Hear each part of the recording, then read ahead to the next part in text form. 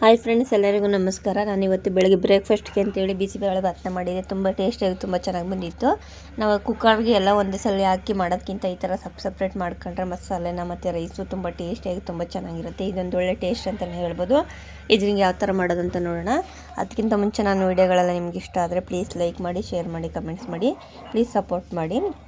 ಬಿಸಿಬೇಳೆ ಭಾತ್ ಜೊತೆ ತುಪ್ಪ ಹಾಕೊಂಡು ತಿಂತಾಯಿದ್ರೆ ಒಂದು ಒಳ್ಳೆ ಕಾಂಬಿನೇಷನ್ ಅಂತಲೇ ಹೇಳ್ಬೋದು.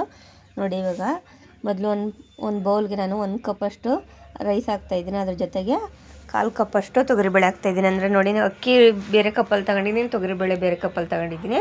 ಈ ಥರ ಮೆಜರ್ಮೆಂಟ್ ಮಾಡ್ಕೊಂಡು ಇವಾಗ ಇವೆರಡೂ ಚೆನ್ನಾಗಿ ತೊಳ್ಕೊಂಡು ಸ್ವಲ್ಪ ನೀರು ಹಾಕಿ ಎತ್ತಿಟ್ಕೊಂಡಿದ್ದೀನಿ. ಒಂದು 5 ನಿಮಿಷ ನೆಂದರೆ ಸಾಕು. ನೆಕ್ಸ್ಟ್ ಒಂದು ಕುಕ್ಕರ್ಗೆ ಅರ್ಧ ಲೀಟ್ರಷ್ಟು ನೀರು ಹಾಕ್ತಾಯಿದ್ದೀನಿ. ಅಕ್ಕಿ ಬೇಯೋಷ್ಟು ನೀರು ಹಾಕ್ತಾಯಿದ್ದೀನಿ.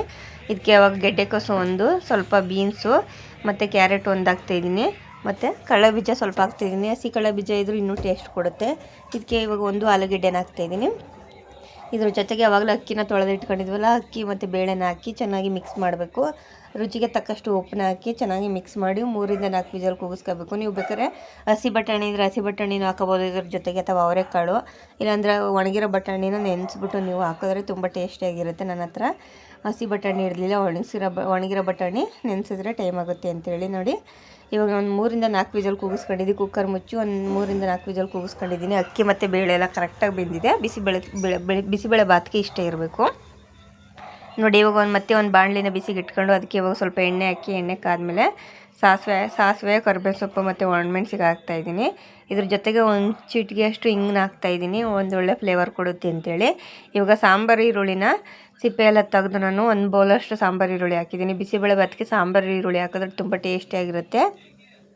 ಸಾಂಬಾರು ಈರುಳ್ಳಿ ಮತ್ತೆ ನಾವು ಬೇಯಿಸಲ್ಲ, ಅದಕ್ಕೆ ಇವಾಗ ಚೆನ್ನಾಗಿ ಫ್ರೈ ಮಾಡ್ಕೋಬೇಕು ಎಣ್ಣೆಲೆ. ಇದೆಲ್ಲ ಫ್ರೈ ಆದಮೇಲೆ ಇದಕ್ಕೆ ಇವಾಗ ನಾನು 2 ಟೊಮೊಟೊ ಹಾಕ್ತಾಯಿದ್ದೀನಿ.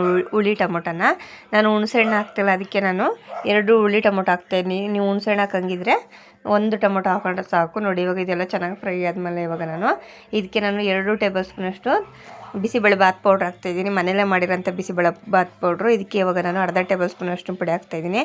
ಖಾರ ಕಲ್ಲರು ಎಲ್ಲ ಕರೆಕ್ಟಾಗಿರೋದ್ರಿಂದ ಮತ್ತೆ ನಾನು ಯಾವ ಪೌಡ್ರನ್ನ ಮಿಕ್ಸ್ ಮಾಡ್ತಾಯಿಲ್ಲ. ಅಚ್ಕಾರದ ಪುಡಿ ಆಗಲಿ, ಧನಿಯಾ ಪುಡಿ ಆಗಲಿ ಯಾವುದು ಮಿಕ್ಸ್ ಮಾಡ್ತಾಯಿಲ್ಲ, ನೀವು ನೋಡ್ತಾ ಇರ್ಬೋದು.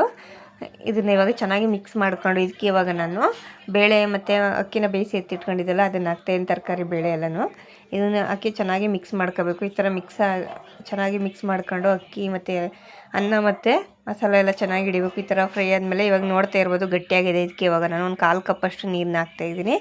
ಬಿಸಿಬೇಳೆ ಭಾತು ಸ್ವಲ್ಪ ನೀರು ಹಂಗಿದ್ರೆ ಆರಿದ್ಮೇಲೆ ಫುಲ್ ಗಟ್ಟಿ ಆಗುತ್ತೆ. ಅದಕ್ಕೆ ಇವಾಗ ಸ್ವಲ್ಪ ನೀರು ಹಾಕಿ ಒಂದು ಕುದಿ ಬರ್ಸ್ಕೊಳ್ಳಿ ಸಾಕು. ನೋಡಿ, ನಾನು ಸ್ಟವ್ನ ಆಫ್ ಮಾಡಿಲ್ಲ, ಸ್ಟವ್ ಆನಲ್ಲೇ ಇಟ್ಕೊಂಡಿದ್ದೀನಿ. ಇದಕ್ಕೆ ಇವಾಗ ಲಾಸ್ಟಲ್ಲಿ ಕೊತ್ತಂಬರಿ ಸೊಪ್ಪು ಹಾಕ್ತಾಯಿದ್ದೀನಿ. ಚೆನ್ನಾಗಿ ಮಿಕ್ಸ್ ಮಾಡ್ಕೊಂಡು ಲಾಸ್ಟಲ್ಲಿ ಕೊತ್ತಂಬರಿ ಸೊಪ್ಪು ಮತ್ತು 2 ಟೇಬಲ್ ಸ್ಪೂನಷ್ಟು ತುಪ್ಪನ ಹಾಕ್ತಾಯಿದ್ದೀನಿ. ಸರ್ವ್ ಮಾಡ್ಬೇಕಾದ್ರೆ 1 ಟೇಬಲ್ ಸ್ಪೂನಷ್ಟು ತುಪ್ಪ ಹಾಕೊಂಡ್ರೆ ಸಾಕು, ತುಂಬ ಟೇಸ್ಟಿಯಾಗಿರುತ್ತೆ. ಇದ್ರ ಜೊತೆಗೆ ಖಾರ ಬಂದಿ ಅಂತ ಒಂದು ಒಳ್ಳೆ ಕಾಂಬಿನೇಷನು. ಇಲ್ಲಾಂದರೆ ಮೊಸರು ಬಜ್ಜಿ ಮಾಡ್ಕೋಬೋದು ಅಥವಾ ಕಾಯಿ ಚಟ್ನಿ ಮಾಡ್ಕೋಬೋದು, ತುಂಬ ಟೇಸ್ಟಿಯಾಗಿರುತ್ತೆ. ನೋಡಿ, ಇವಾಗ ಬಿಸಿಬೇಳೆ ಭಾತ್ ರೆಡಿಯಾಗಿದೆ. ಒಂದು ಕುದಿ ಬಂದರೆ ಸಾಕು. ಇಷ್ಟು ಹದದಲ್ಲಿ ಇರಬೇಕು ಬಿಸಿಬೇಳೆ ಭಾತು. ನನ್ನ ವಿಡಿಯೋ ಎಲ್ಲ ನಿಮ್ಗೆ ಇಷ್ಟ ಆದರೆ ಪ್ಲೀಸ್ ಲೈಕ್ ಮಾಡಿ, ಶೇರ್ ಮಾಡಿ, ಕಮೆಂಟ್ಸ್ ಮಾಡಿ, ಪ್ಲೀಸ್ ಸಪೋರ್ಟ್ ಮಾಡಿ. ಹಸಿ ಬಟಾಣಿ ಹಾಕೊಂಡ್ರಂತೂ ಇನ್ನೂ ಚೆನ್ನಾಗಿರುತ್ತೆ, ಅಥವಾ ಕಡಲೆಕಾಯಿ ಬೀಜ ಹಾಕೊಂಡ್ರೆ ಹಸಿ ಕಡಲೆಕಾಯಿ ಬೀಜ ಇನ್ನೂ ಚೆನ್ನಾಗಿರುತ್ತೆ. ಇಷ್ಟ ಆದರೆ ಪ್ಲೀಸ್ ಲೈಕ್ ಮಾಡಿ, ಶೇರ್ ಮಾಡಿ.